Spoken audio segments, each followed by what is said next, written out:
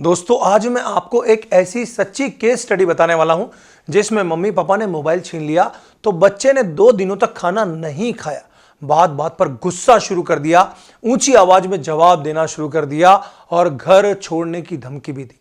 जब वो मेरे पास आए तो बात बहुत ज्यादा बिगड़ चुकी थी। क्यों किया उस बच्चे ने ऐसा? मम्मी पापा से क्या गलतियां हुई? हमने इस केस को कैसे सुलझाया? सब कुछ इस वीडियो में बताने वाला हूं ताकि आपके घर में कभी भी ऐसी स्थिति उत्पन्न ना हो। तो इस वीडियो को अंत तक जरूर देखना। हेलो फ्रेंड्स, मैं Amit Jain, parenting and marks बढ़ाओ coach, practical problem solving video में सभी मम्मी पापा का खूब खूब स्वागत करता हूं। काउंसलिंग के दौरान एक मम्मी पापा मेरे पास आए, बहुत परेशान दिख रहे थे। उन्होंने बताया कि उनका बच्चा 9th क्लास में पढ़ता है और 7th क्लास में वो लगभग टॉप स्टूडेंट में था। 7th के बाद बच्चे को मोबाइल गेम्स की आदत लग गई। 8th क्लास में उसके मार्क्स कम हो गए और 9th की 6 मंथली परीक्षा में वह सिर्फ 50% पर पास हुआ। बच्चा रात भर मोबाइल गेम चलाता रहता था और पढ़ाई पूरी तरह छूट गई थी। जब माता पिता ने उससे मोबाइल लिया तो उसने घर में चीखना चिल्लाना शुरू कर दिया। गुस्से में पापा ने उसे मार दिया और उसके बाद बच्चे ने 2 दिनों तक खाना नहीं खाया। वह अपने कमरे में अकेला बैठा रहा, बहुत गुस्सा किया और घर छोड़ने की धमकी भी दी। परिचित लोगों ने मम्मी पापा को मुझसे मिलने की सलाह दी और वह मम्मी पापा मेरे सामने बैठे थे और बस एक सवाल पूछ रहे थे कि अब हम क्या करें। दोस्तों आज मैं उन गलतियों के बारे में आपको बताऊंगा जो माता पिता ने की और जिसका नुकसान माता पिता को भुगतना पड़ा। साथ में मैं आपको उन 3 समाधान के बारे में भी बताऊंगा जिससे वह बच्चा फिर से कंट्रोल में आया। गलती नंबर 1, 7th क्लास में ही बच्चे को खुद का अपना अलग मोबाइल दे दिया गया, सिर्फ इसलिए क्योंकि उसके दोस्तों के पास भी खुद का मोबाइल था। अगर उस समय माता पिता अपना मोबाइल सीमित समय के लिए बच्चे को देते तो शायद बात इतनी गहरी नहीं होती।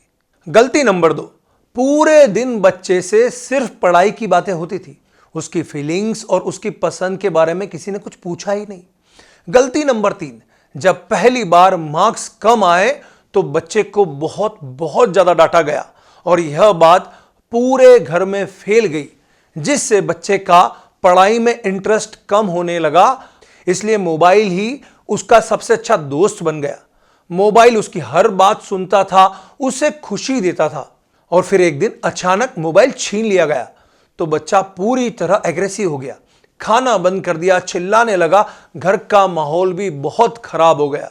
अब काउंसलर के रूप में हमने इस केस को कैसे संभाला आइए बताता हूं। समाधान नंबर 1, मैंने पिता से कहा रिस्पॉन्स करो, रिएक्ट मत करो।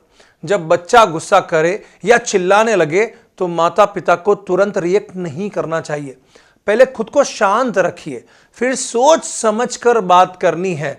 जब माता पिता का गुस्सा कम हुआ तो बच्चे का गुस्सा भी धीरे धीरे कम होने लगा। समाधान नंबर 2, बच्चे को मोबाइल दिया गया लेकिन पूरी तरह से टाइम लिमिट के साथ। मोबाइल एकदम से छीनना, वो भी एडिक्टेड बच्चे के लिए बहुत खतरनाक हो सकता है। इसलिए पापा बच्चे के पास बैठे, बच्चे से पूछा कि वह खुद बताए उसे कितना समय मोबाइल चाहिए। बच्चे ने कहा वह 1 घंटे गेम खेलेगा और 1 घंटे मोबाइल अपने पास रखेगा। पापा ने उसकी बात मान ली। जब टाइम बच्चे ने खुद सेट किया तो वह उसे फॉलो भी करने लगा। समाधान नंबर 3, सबसे जरूरी, पिता ने बच्चे को पूरा समय देना शुरू किया, उसकी बातों को ध्यान से सुनना शुरू किया, उसके इंटरेस्ट में इंटरेस्ट लेना शुरू किया और फिर से पढ़ाई की तारीफ करना शुरू की। धीरे धीरे बच्चा फिर से माता पिता के कंट्रोल में आने लगा, उनसे जुड़ने लगा। दोस्तों आज के समय में परवरिश एक बहुत चुनौतीपूर्ण काम है।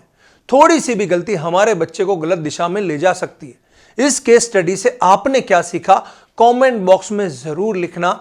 अगर ऐसी और भी रियल काउंसलिंग स्टोरीज जानना चाहते हैं तो एक लाइक जरूर प्रेस कीजिए और मुझे फॉलो कीजिए, क्योंकि मैं मम्मी पापा को परवरिश की सही तकनीकें सिखाता हूं।